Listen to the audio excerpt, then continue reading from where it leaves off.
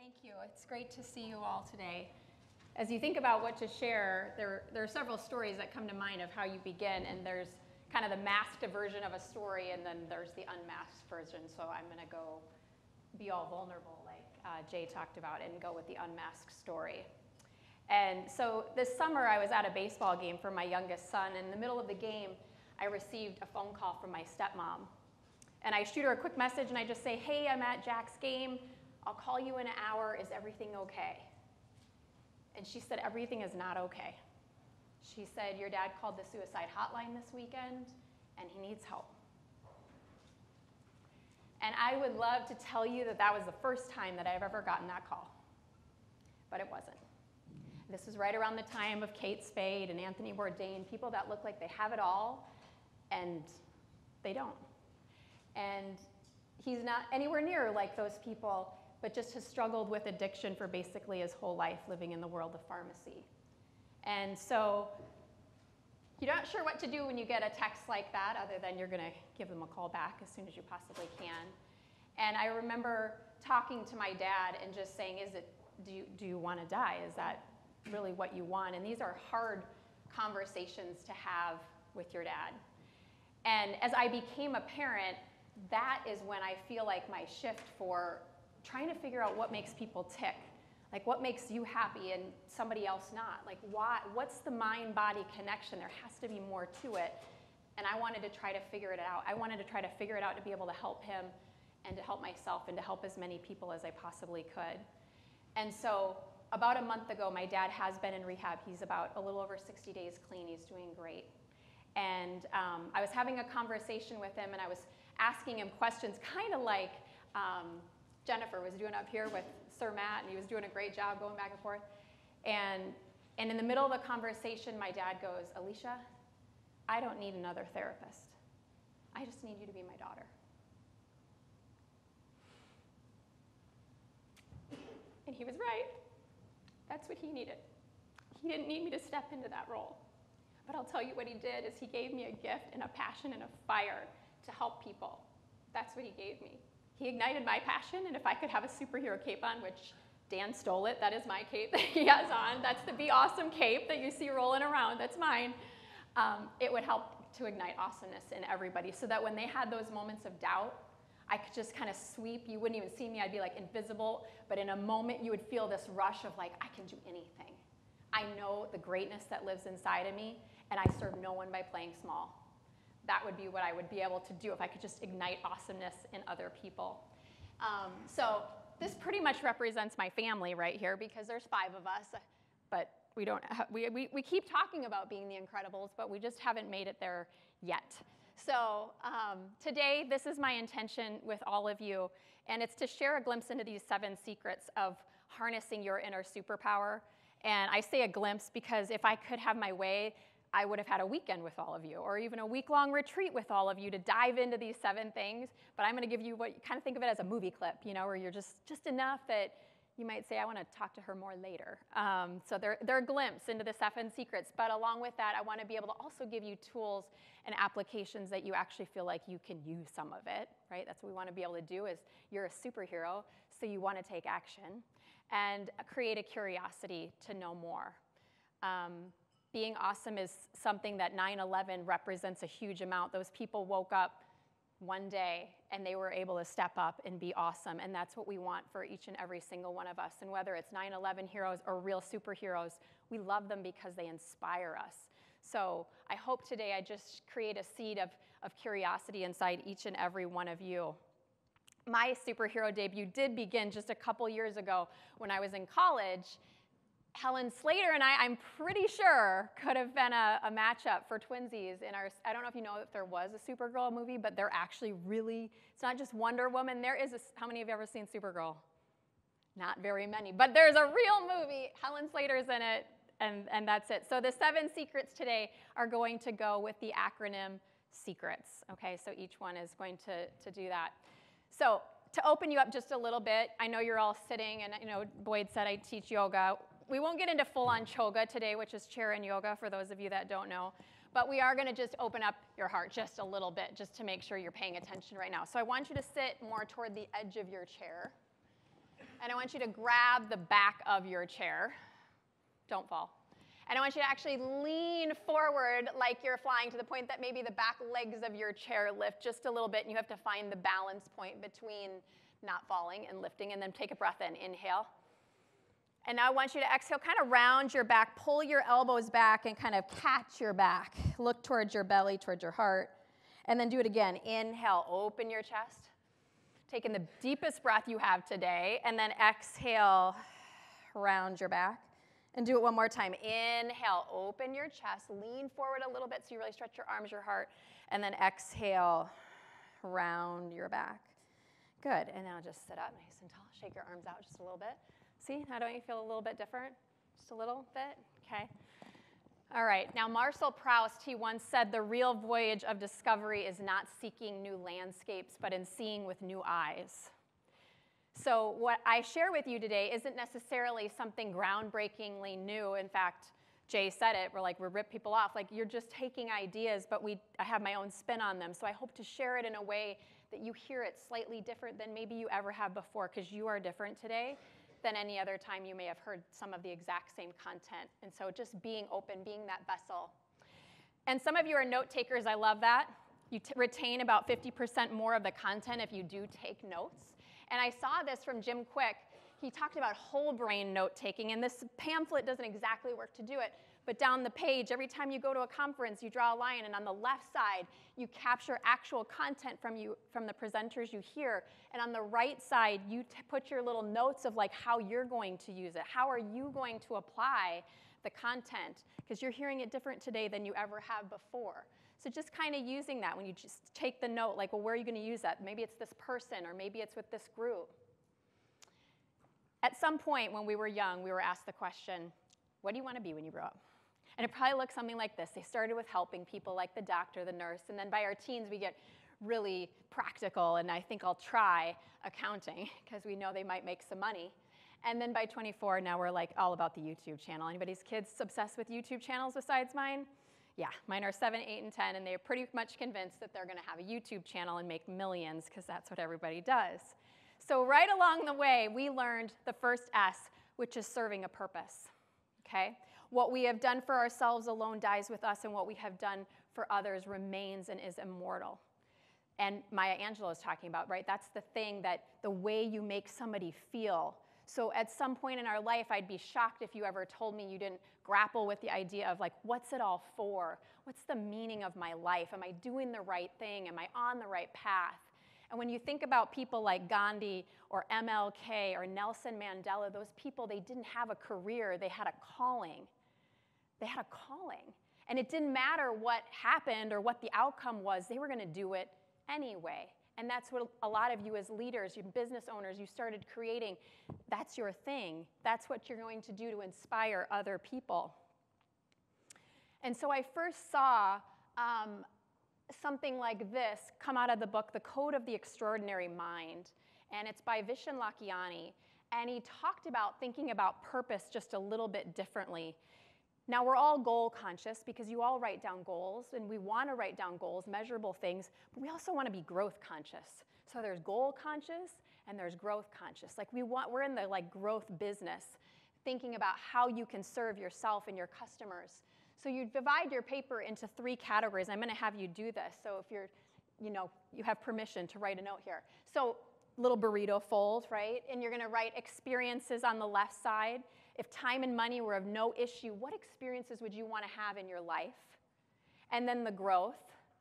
Who do you need to become to start to have some of those experiences, whether that's your health, your intellect, your skills, your spiritual life? And then on the right side, how do you want to contribute? How do you want to be able to make a difference? That might be with your creative life, your family life, the way you're going to contribute. I mean, Jay talked about many different philanthropy things that he does, but thinking about what is it that you want to be able to do. So I'm going to give you, I don't want you to ever take a lot of time on this because your rational mind will start talking you out of things if you spend too long at it, truly. So we're only going to take about a minute, but I'm going to give you a minute just to maybe see if you can get one thing in each category, or maybe you spend one time in the one that just is calling to you now in this moment. And Sir Maestro Darby back there is going to cue up some just nice, relaxing, thoughtful, provoking music back there. And I'm going to just give you a minute to just write down a couple ideas of experiences, growth, and contribution that you would like to have, okay? So take just a minute. I know that if I have you starting to write just a little bit right now, it might create a curiosity that makes you say, I want to go back to that because I felt like it was important. And maybe it's something that's so important you start doing it with your teams and you start to know your people on a little bit different level, getting into that connection that Jennifer talked about earlier. The second E is environment. I'm going to spend a little more time on this one because I think it's so important. So we can take the music down. Environment, now you're all in the same room, we can see the same colors and you're surrounded by the same people and you're hearing the same words that are coming out, but you're all having a very different experience. And the reason for that is because your personality creates your own personal reality. It's a perception game. So we don't see things the way they are, we see things the way we are in the moment, right? Have you ever had a bad day and then you see all bad things like the whole rest of that day? You find them everywhere. Is that a coincidence? No. That's your state of being that day. And you've had great days where, like, I pulled up and I was like, I always get great parking because I talk about I'm going to always find parking. It's always going to work out. And I did. I literally pulled up and right in front of the door, there was the parking. So it's creating that internal environment. So when you think about environment, there's a question. Does your environment control your thinking, or does your thinking control your environment? It's kind of like patting your tummy and rubbing. Which is it? Does my environment control my thinking, or does my thinking control my environment? So the Newtonian model of reality, there's two, says that it's a cause and effect game, that when something happens, like when my great relationship comes or when I get the promotion, I will feel a certain way. When you get your great job, you promote, whatever it is, your business succeeds, you get the goals, then you feel a certain way. It's a cause and effect. Something outside of you is determining how you feel inside of you. And the quantum model of reality says that you are causing an effect, that your thoughts, your words, and your energy are having an effect on the world around you. So if you truly want to change your environment, then all you need to do is begin to change your mind, and your life will begin to change. And the way that we do that is we combine a clear intention, which is like your vision that you work on, with an elevated emotion. You start to combine those two things, a clear intention with an elevated emotion. Because if we want to become something different, we have to practice a new way of being different. Because our brain, this is the cool thing about your brain is like a computer. It doesn't say, when you input information, that's true, that's not true. It just takes it all in. Right? It just takes it all in. So how many of you could sit here right now and I could say, think a stressful thought, and you could think of one? Yes? Okay? Your brain would literally start creating a chemical response within your own body to feel the way that you think. And you think the way that you feel. So it goes back and forth. So part of it is creating this new state of learning how to be. And so the technique that I want to offer you, the tool, is called priming. It's something that I typically do in the morning, and I have a 15-minute version of this I'll share in a little bit that I can give to Carly or somebody that could email whoever would want it. But priming is a technique that you use to get kind of in an optimal state, okay? Something that you do, it might be listening to music or different things, but a technique that gets you into an optimal state of being. So we're going to cue the music up here in just a minute. I'm just going to explain this quick first. First part of it is we're going to do a heart breath. And a heart breath is literally where you take your hand on your heart. So there's a huge coherence between your heart and your brain. They go back and forth, they collaborate. And they show that when they start to sync up, you start to activate your relaxation response in your body. You start to calm down, and then you can function more optimally. And then gratitude. We'll talk more about this one. But thinking both about present, it's not just about what you're grateful for now, but like potential of what you could be grateful for that might happen. And then visualizing, combining that intention with emotion. So I'm going to just, normally this would be longer, but we're just going to do it for probably less than 3 minutes, where I'm just going to kind of talk you through and just notice your state now, and we'll notice the state in a couple of minutes. So you can sit yourself all the way toward the back of your chair. You can set your pens down. You get to relax here for just a second. Good. And then go ahead, close your eyes.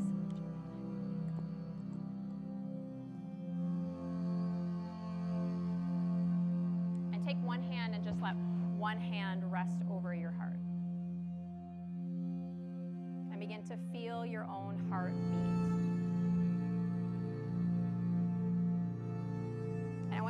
try to just slow the breath down and begin to appreciate that this beating heart was the very first thing that you had when you entered into this world. And it will be the last thing as we leave the world. And we don't have to do anything for this heart. It's just going to keep beating on its own. And as you have your hand on your heart, thinking about a few things in your life that you are grateful for. And they can be big or small.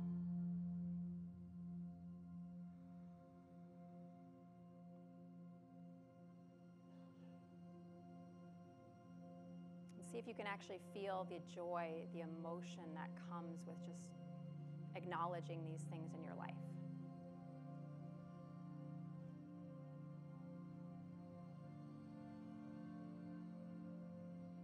And then you let your hand come down on your lap and keeping the eyes closed, thinking about what your intention is for this day right now,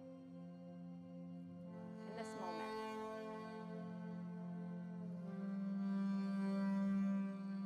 Maybe what's an emotion that, if you were fulfilling that intention, how you would feel.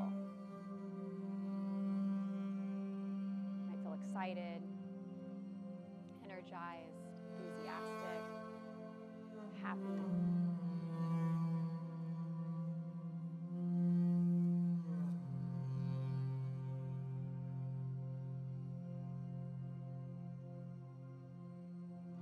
Gently just start to blink your eyes open. Can't keep you there too long. You will fall asleep on me or lunch. You see, you feel the shift. There's a little more grounding. Like as I look around, it's just a little more grounded. So you take the music off. So that's a great priming activity to do. Ideally, it's in the morning, but they can be done anytime. And you can see it doesn't have to be done for a long period of time. It can be done very briefly where you quickly can reset. So the third C is connection, and a lot of our speakers have been talking about this one today. There's a huge difference between communicating and connecting. And the story that goes along with this picture, there was an anthropologist who studied this African tribe. And he created a game, and he had this giant basket of fruit, and he said, I'm going to put this basket of fruit over here, and whoever can run to the other end of the field the fastest will get the whole basket of fruit to themselves. So he said, go. And the kids all paused, and they took each other's hands, and they ran together. And they took the fruit together. And when the anthropologist asked, why did you do that? He said, their answer was Ubuntu. And in their culture, that means I am because we are. I am because we are.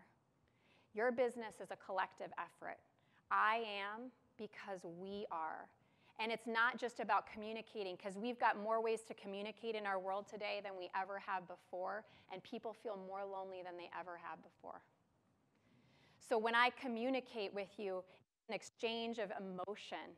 It's a shared sense of humanity, that vulnerability that starts to come out. That's communicating.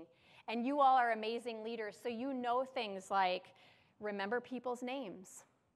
Do you know why it's important to remember people's names? Crickets. Why is it important to remember somebody's name? It makes them feel cared about. When you don't remember their name, now some of you will say to me, I'm not good with names. And I will say to you, wrong. You have a habit of practicing not being good with names. That's all. Isn't that refreshing? You just have an untrained mind that you have not trained to learn how to remember names. No problem. You can learn it. Growth mind, you got it. We're going to teach you that later, okay? It's not that you don't remember names. You just have a practice of not remembering it. Now, neuroscientists say that the sweetest sound anybody will ever hear is the sound of their own name when said in a pleasant tone. So might it be important that we remember people's names? Yeah. They also say that great communicators are great connectors are people that listen. And we know that listening in a conversation when we're talking with a client or with our staff is so important. But you got to start listening here first, you guys. You got to learn how to listen to your own instinct and your own intuition and taking that time.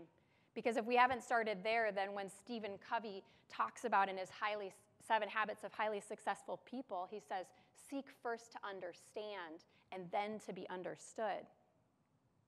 We can really implement that. We can do it in a way that we're not thinking about what we're going to say, but we're really just listening to them.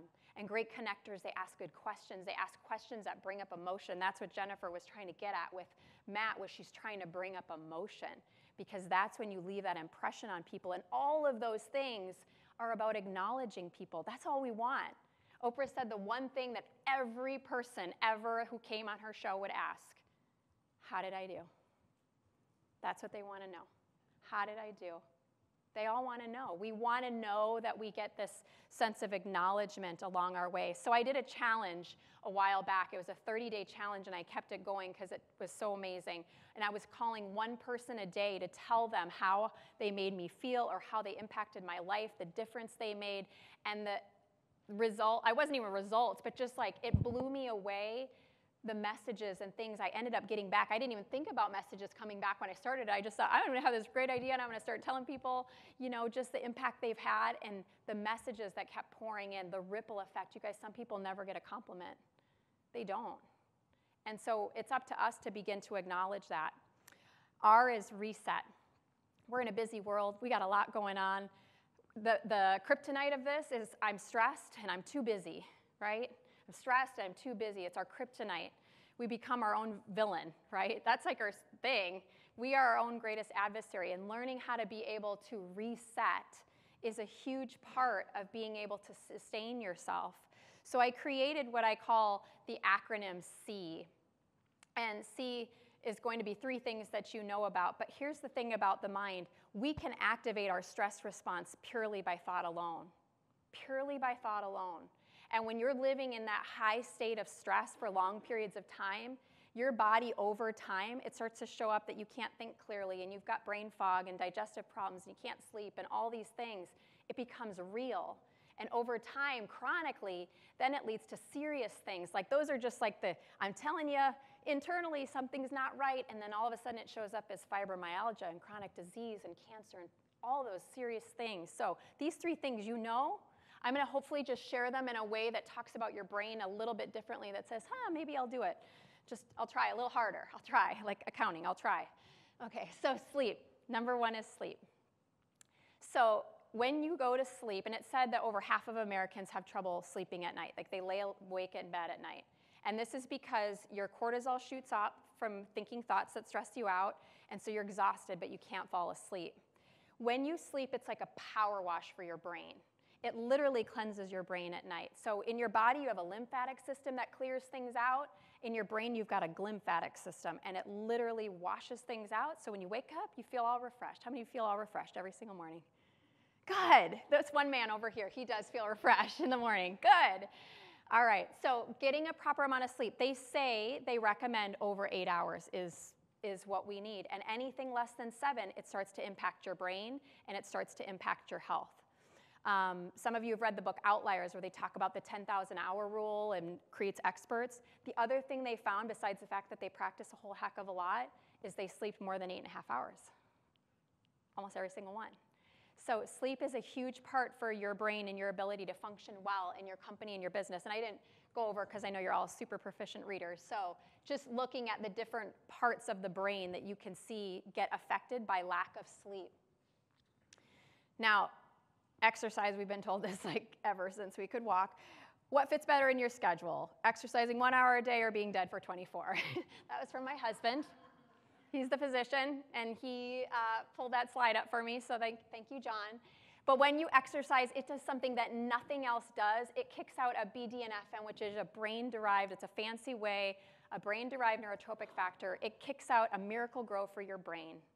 It's literally creating stronger connections in your brain, and it's also, cortisol will kill them from our stress. This helps bring back new ones. So we want it. So as little as 2 to 3 hours a week of walking, moderate exercise, can reduce our cardiovascular disease by up to 30%. So yeah, do it a little bit more. And then eat. This is a huge topic, right? We could talk all day, and there's so many philosophies out there. The truth of the matter is we're not at a loss for information of like what to do as far as food and what works for our body, but part of it's figuring it out. I help people a lot with eating clean and why to eat clean, why it's important. But food is a huge topic because there is so much collaboration going between your gut and your brain. Okay, if some of you have started to know about nutrition, they talk a lot about the microbiome of the gut. There's all these bacteria in your gut. And those bacteria are responsible for your emotions and your energy and the degree of inflammation in your body. So the brain that's working all the time, the way it gets its fuel is through your food. So we want to be able to implement things like this. And one of the key things is something called serotonin. And 95% of serotonin is made up in your gastrointestinal tract. And that helps your sleep, your mood, your appetite, all these different things. So making sure that we're getting fat, no low fat, no fat, you want healthy fats in you. Okay, so avocados. We won't talk about what to take out today. Lots of plants and lots of fiber. So those are simple ways to reset. You know those. Sleep, exercise, eating good food. Obviously, we could talk for a really long time, but we won't. We're going to move on to the next one, which is expand. And I wrote something down. I think it was Jay. I can't remember because it was powerful. Find a better way. Was that you, Jay? Find a better way. And don't settle. Steve Jobs, like, don't settle. Some say that things come down, happiness comes down to one word, and it's progress. Like, we want to know that we are expanding, that we are making a difference, and that we are growing in some way, shape, or form. A lot of you have maybe heard of Carol Dweck. She wrote the book Mindset, and she talks about a growth versus a fixed mindset. Your brain, it lulls to sleep when we do things by routine. And it's said by the time we're 35 years old, about 90 to 95% of what we do is automatic programs and routines and behaviors. Isn't that crazy? Think about it. Like, you don't like think like hard about how to get dressed or how to brush your teeth or how to drive to work. You just do it. You've got a program for it. So doing new things, reading new books, going to new content like this, taking things in is the way that you create new brain cells. And do we see our problems in our life, our challenges, are they problems, are they opportunities? So growth mindset, that's your like superpower. Fixed mindset, that would be like our kryptonite, like it's never gonna work, or how are we gonna do that? And I get stuck there. My husband's a super creative one, and he'll think of these grandiose ideas, and I go, well, how do you do that? I get every little detail. Well, how would they do that? And what would happen to the kids? And blah, blah, blah. So anybody else with me that does that? But I'm glad I have him. Okay. The thing, I'm just going to go back here. When you think about expanding, the tool that I use most often with clients and with people is something like a miracle morning, if some of you know a little bit about that. But it's creating that morning ritual, that morning routine, something in your day, because for most people, their day might look something like this. Your cell phone is sitting by your bed.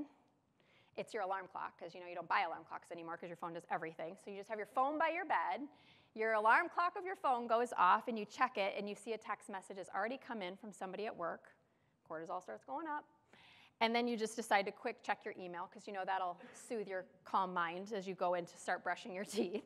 And so you start checking through your emails. You see all the different things that start going on. And before you've even had time to take a shower, you're already feeling a little stressed out. Does that ever happen to anybody? Some of you are lying? Okay. So how do you create your day? Do you believe that you actually do create your day? That you are in charge of your life, that you take responsibility, because by not, we're just giving the power away. And I like to keep it simple. So the priming activity is a great thing to do in the morning. That's a great thing to do. But some of you it's reading, some of you it's exercise, some of you it's prayer. But creating something that says, I'm not going to check my phone. I have a rule that I don't check my phone for an hour upon waking. Like, people know this about me. I'm probably not going to get back to you before 7 a.m. ever, because I have a full hour before I'll check my phone when I wake up in the morning. I'm the one that determines my day. I'm not going to let it leak into my emails right off the bat. So just thinking about that. And then thankfulness. When we think about some of the most successful people in the world that we admire, I'm going to guarantee you that somewhere along their path, they talked about gratitude. That gratitude played a huge role in their success. And when you think about gratitude, I have 3 simple steps that I think are super helpful. There's 2 times of the day that are your most important. That's just upon waking up, and that's just before going to bed. So in the morning, the moment you wake up, the very first thought is your alarm on your phone, or not anymore, because you're never going to do that again.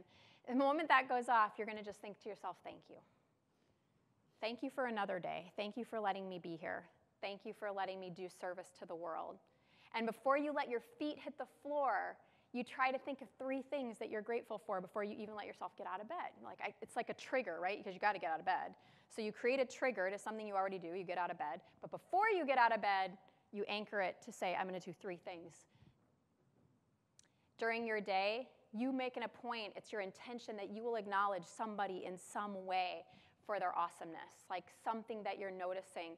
Because if you don't have meetings like Jay where they're noticing people, you got to have some way that you're taking time for that. And a daily mantra of life is beautiful, life is a gift. It's a great mantra. Life is beautiful doesn't mean life's always perfect, because it's not. But it's the contrast of your life that makes you appreciate your life. You know love because you've felt hurt. And you know strength because you've had moments you felt weak. And life doesn't just hand you strength. It gives you opportunity to show up to be strong. That's what life does for you. Life is beautiful. Life is a gift, even when it sucks, you guys, because it's not going to stay that way forever. It never will stay that way forever. I know it feels like it, but it doesn't. It never will. And then before you fall asleep at night, you think to yourself, what was the best part of my day? Because in thinking of the best part, you have to think of all the great parts of your day. So it generates a lot of different ideas through your mind of what were the best parts of your day. These are my 3 peanuts. It's Keaton, Kara, and Jack. We're having a little bedtime ritual of, we don't do this every night. I'd love to tell you that we did, but we don't. We don't. But Jack's the little one, Kara in the middle, and Keaton's my oldest. But it was a time that they were struggling a little bit with sleeping, so I thought, well, we just need to kind of create some sort of a ritual. And so we were just having a little time where we were going around and saying something we were grateful for. Silence is one of those things that's kind of the more endangered things of the modern workplace, because we're just go, go, go, busy, busy, busy all the time. And we don't create a lot of white space in our calendar. There's no time for white space, but all we have is time. So thinking about silence and how to incorporate more silence. And meditation is one of the most studied ways, and it doesn't have to be meditation, but it is a very effective way. And here are just like some of the benefits of what that particular meditation does. So reducing anxiety, reducing stress and heart rate and all those different sorts of things. And some of those you might think, yeah, I would like to do that. So how do we incorporate silence in the day? And the first one is to just go out in nature. Just go outside. Like have your meetings outside once in a while. Daily 1 to 5 minute timeouts. And here are 4 apps that I like. Some of them I use regularly. The Insight Timer is probably one of my favorites. There's a Calm app, Aura, or Headspace. Does anybody use any one of these 4 that you see up there? Okay, good. So getting a little bit into just having something that will help you be accountable with that. And the last one is you got to make the time, right? That's the hardest part of everything you're going to hear today is making the time to do it. So before we end, we're going to do a little silence meditation here. It's really short. So here's the simplest meditation, because I think the thing I always hear from people over and over is like, I don't know how to do it. I don't know where to begin. So the easiest thing is when you think, because the moment you close your eyes, it's your mind's job to think, it turns on, is just to bring it back to the breath. That's all you do. So it's like you think about lunch and what's going to be out there. You think you saw some chicken, and then you just go breathe in, breathe out. Like you just, every time you're training that muscle of bringing it back. So we're going to get a little calm, and then what I'm going to do to end us is I've got a little experiment for us just to see how super you all really are. And so there's these little washers with a string attached, and Carly's around here somewhere. She's back there. And so if you're at a table that we didn't get to, you're going to raise your hand right now, and she's going to bring you one that, make sure everybody just grab one now so that once we finish the little silent time, you'll have one in front of you. Okay, so we're going to take a little time for quiet. You don't have to be holding your washer just yet, but we're just going to take a little time. Darby's going to cue up our nice relaxing music one more time, and we're just going to practice doing a little bit of that training the mind, just to take a little time to get quiet. This is great to do in the middle of your day. So just sitting up at the back of your chair, you can kind of feel your low back on the chair. Let your eyes close. Let your hands just be comfortable. If you're holding your washer, you can set it down or just leave it gently in your hands. All I want you to do is just notice your breath. breath going in, and notice the breath going out. And it's easy to be distracted right now. It's going to take practice and training for us to bring it back to the breath. But we do so in a way that we're patient about it. So every time you breathe out, all I want you to say inside your own mind is just release. Every exhale, release.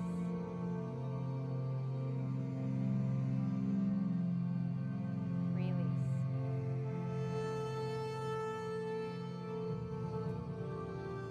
Release.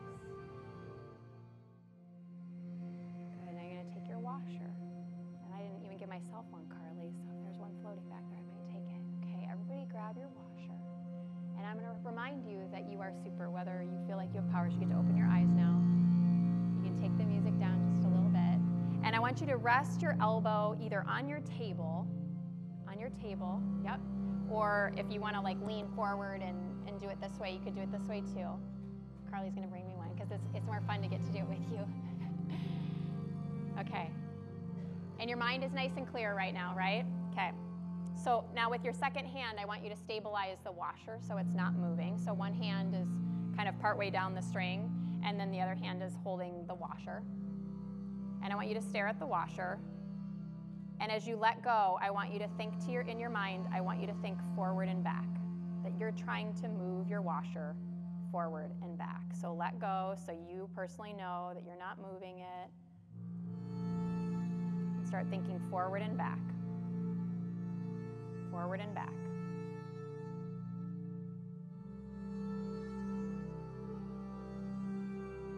Forward and back. Some of you, it might move right away, and some of you, it might be stuck and may not move at all. But be patient with it. Forward and back. Give me a little smile as you're noticing it. That'll just tell me how it's working for you. Give me a smile if you're getting some progress. Forward and back. You guys see that guy in the back row? He's all excited. He's bending spoons. Boyd's bending spoons back there. Now I want you to keep focused on that washer, and I want you to think side to side. I want you to start thinking side to side. That washer's moving side to side now. And some of you are getting freaked out on me right now. Side to side.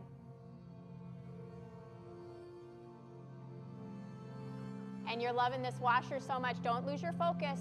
Stay focused with me. Now I want you to think clockwise. I want you to start thinking clockwise. Patient, be patient with it. Think clockwise. Clockwise. Clockwise. Stay with it. If it's not going, just stay with it. Don't let me rush you. Is that trippy or what? If yours isn't moving, don't be sad. You can try later.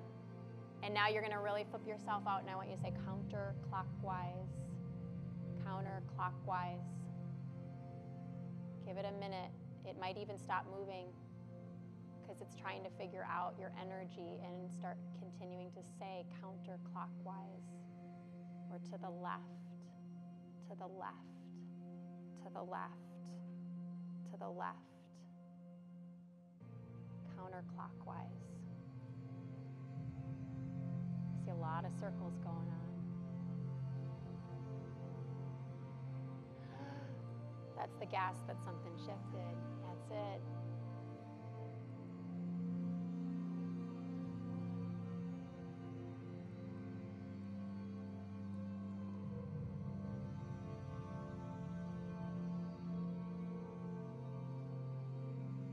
How many of you got some progress there? Yes. So you guys, you can take the music down. Just because you don't have superpowers doesn't mean you're not super, right? Your thoughts and your energy, whether you want to believe me or not, you don't have to believe me. You just saw it for yourself. They affect the world around you. And I think so often today we feel like we have to be different to make a difference. You do not need to be different to make a difference every single day when you wake up. But there's one thing superheroes do every single day, and they take action. So don't be selfish. Don't keep all this goodness that you're taking in today all to yourself. Go out and share it. That's your job, is to go out, take action, and share it with the world. So I'd love to connect with you, and if you have any questions, I'll be here over lunch. There's my awesome husband, and I had this sign, don't forget to be awesome. So if you want to connect with me, I'd love to connect. Thank you so much for letting me present with all of you. I think we're free for lunch now, and I mean, I'm a minute early, Boyd, I just got to say. I was like, I can talk all day to these guys, so you're going to give me 45 minutes.